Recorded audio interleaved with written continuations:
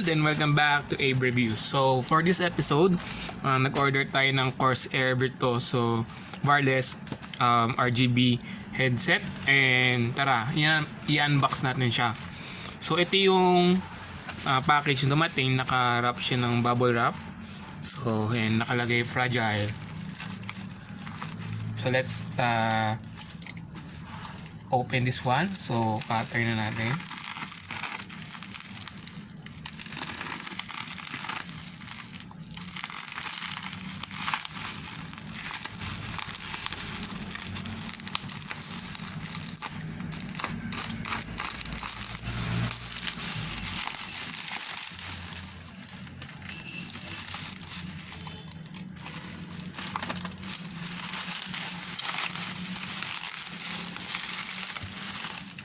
So medyo makapal yung balot natin sa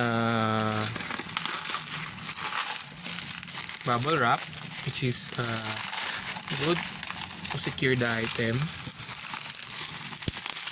Ayan, so let's cut this out para makuha na natin yung item.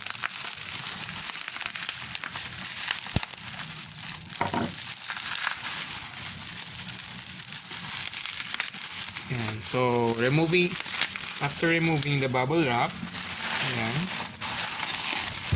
so you have the item na nakabalot sa plastic.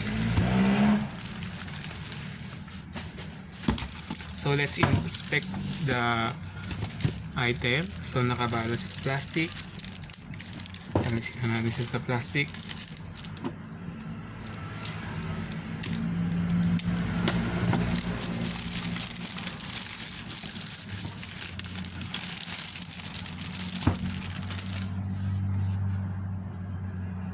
So packaging was nice, ayan. And now we have our Corsair VIRTUOSO RGB wireless. Ayan, ito yung kanyang front box sa right side. Ayan, so ito lang sa right side niya. Ayan. And then sa likod, you have the image itself and then some description here. Ayan. So you have the match pair precisely, memory foam, triple mode, and professional grade, premium light. Ayan. So sa left side, yan lang din logo. And then sa bottom, so you have here some descriptions also. Ayan. Specifications niya. You have the wireless connector, wireless range. So it can be used as USB Type C to PC, tas Type C yung sa headset, and then Type A or Type C papuntang PC. You can also use the wireless with the wireless dongle. Ayan. Then you have the audio drivers, microphone. Ayan siya. So tara, buksan na natin to. So sa taas, ito lang yung meron. Ayan. So to open this box, ini-slide lang siya, so we need to remove tape here. And so may arrow naman to pull the tape. So pag pull mo ng tape, ayan, you can do it both sides since naka-tape rin dito. Ayan. So ganun yung pagkakasil niya. So and then we're ready to go. Ilabas na natin yung ating headset. Ayan. So this is the box. Ayan, so pure black lang siya. And then so paano siya ino-open? Yan na lang siya. So ito na siya, ilahin. Naka-vacuum masyado.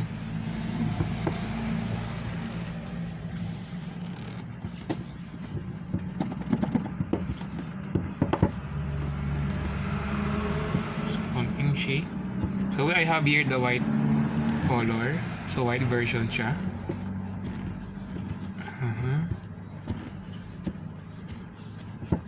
So this is a high-fidelity gaming headset from Corsair, which supports 7.1 surround. Ayan. So if you're looking for 7.1 surround, so this headset may suit your needs. Ayan. So here is our headset. So kunin natin siya. So the headset feels premium. Ayan. So plastic, the right and left ear. So plastic. And then this one is, I think, aluminum metal. May metal ito. Then you have your pads here.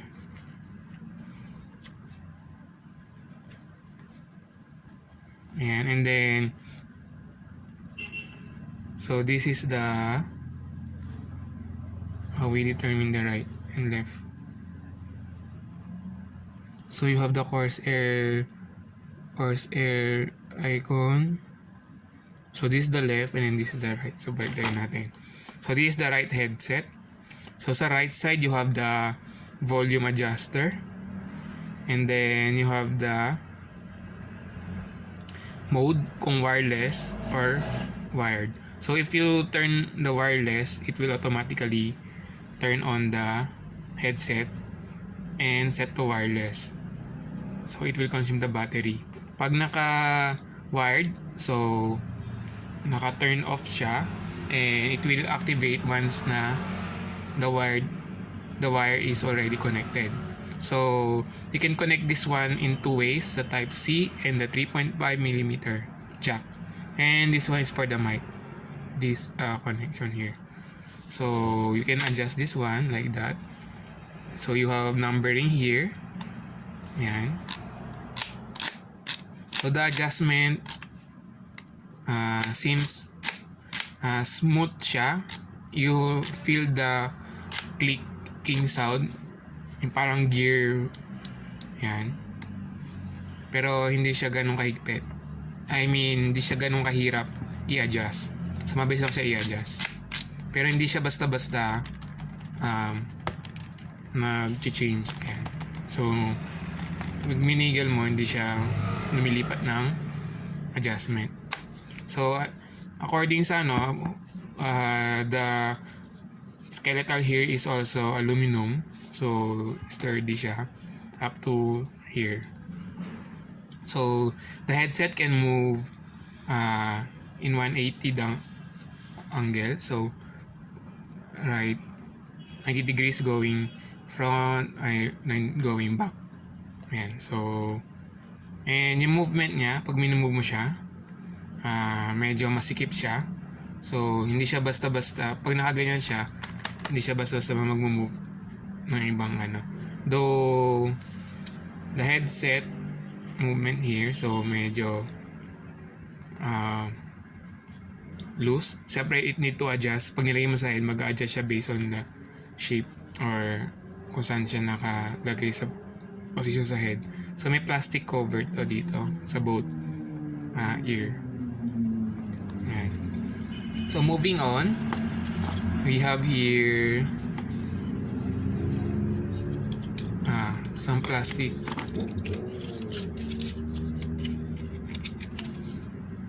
okay bra. So nakaano lang siya dito sa headset, parang takip lang, protector. So this is a box, and then ito is a foam. This naka-elevate. So this is a foam. This one foam siya. Then at the bottom you have the Corsair, another box. So in this box you have, so let's open it. I think you should open it here. Ayan. So you have the paperworks. So ito yung kanyang manual, and then you have the type C cable. So it comes with the silicone cable management tie, And it is also used to charge. So type A to type C siya. Ayan. Type C. So finish ng cable niya is tawag dito. Ang finish ng cable niya is cloth.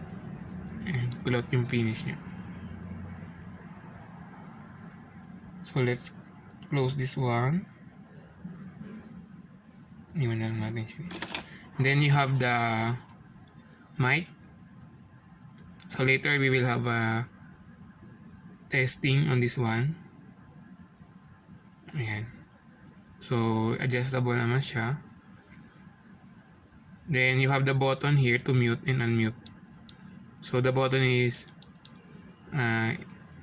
gives you a good tactile feedback. Ayan. And then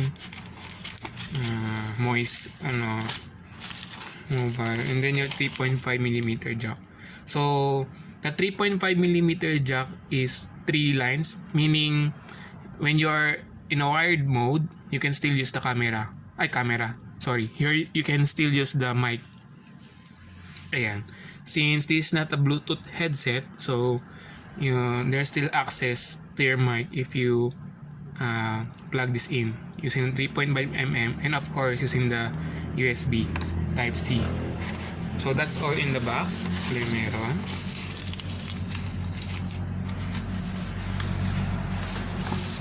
And I forgot, we also have the dongle here.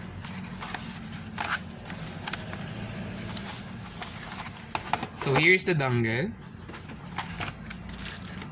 So it looks like a flash drive. Medyo very larger. It's like a old flash drive. So let's take our ruler para i-measure to.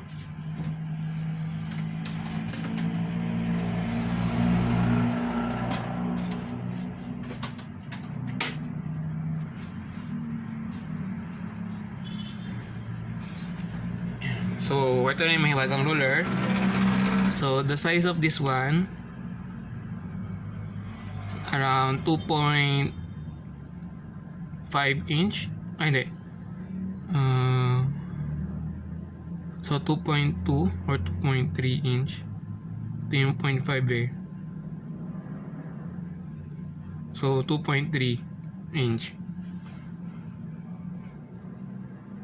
Ayan siya. Medyo may kalakihan siya. So pag pinag-in mo to sa laptop, it can be annoying since it has very large However, this is the reason why it can support 7.1 surround sound. So let's proceed to the testing.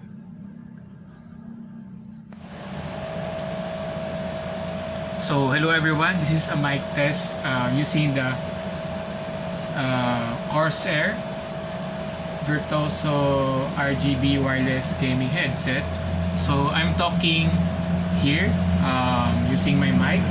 So I'm recording this video using my phone to see the environment, so you can hear the environmental sounds, and I'm recording in the one with my laptop using the OBS. So there are sounds around the environment, so I'm not sure if the mic is picking it up. And again, before I forgot, also if you scroll the volume here, so it will automatically detect the system volume, and it scrolls by 2. So 60, 62, 64. So by 2 yung increment niya. And then if you reach the 100, so infinite scrolling yung VIRTUOSO. So you can still scroll up, and however it will give you the max 100 in your computer. And there's a sound feedback here indicating that you reach the 100% of your max volume in your sound in your system's volume. So again, this is the Virtuoso RGB wireless gaming headset from Corsair, and I hope this video helped you if you're going to buy this headset. And if you like this video, don't forget to click the thumbs up. If you have any questions or suggestions, lagay nyo na sa comments, and subscribe for my next review video. So again, thank you guys. So dito pala, I'll off my mic. So I think you can't hear anything. So yeah, so there's a feedback in your headset if you turn off the mic and turn on the mic. And then I also installed, as you can see in my desktop, I also installed the IQ software from Corsair. So where you can configure much more about the settings from our headset. So again, I'm also using the wireless mode for this mic test, and of course, using the wired version will give you more richer sound. So again, thank you guys for watching, and see you on my next review video. Again, thank you guys. So hello everyone, this is a mic test using the Corsair Virtuoso RGB wireless gaming headset. So I'm talking here using my mic. So I'm recording this video using my phone to see the environment, so you can hear the environmental sounds, and I'm recording in the one with my laptop using the OBS Studio.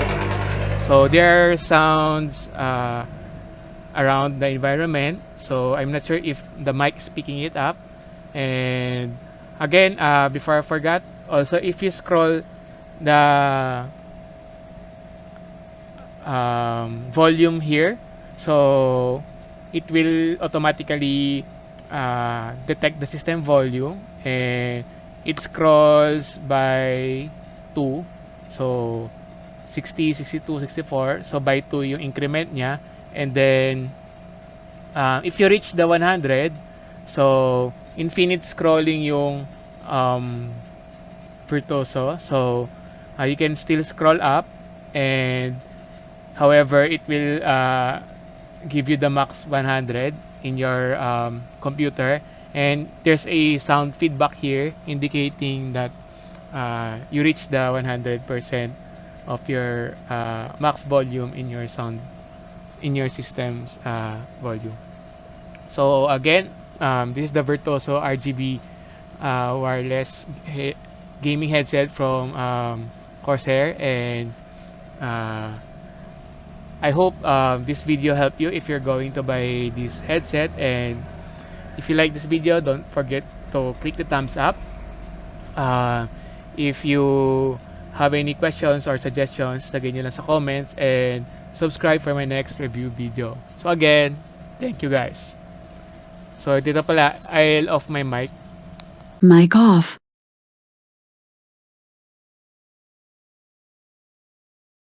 Mic on. Yan. So there's a feedback in your headset if you turn off the mic and turn on the mic. And then I also installed, as you can see in my desktop, I also installed the IQ software from Corsair. So you can where you can configure much more about the settings from our headset. So again, I'm also using the wireless mode for this mic test, and of course, using the wired version will give you more richer sound. So again, thank you guys for watching, and see you on my next review video. Again, thank you guys.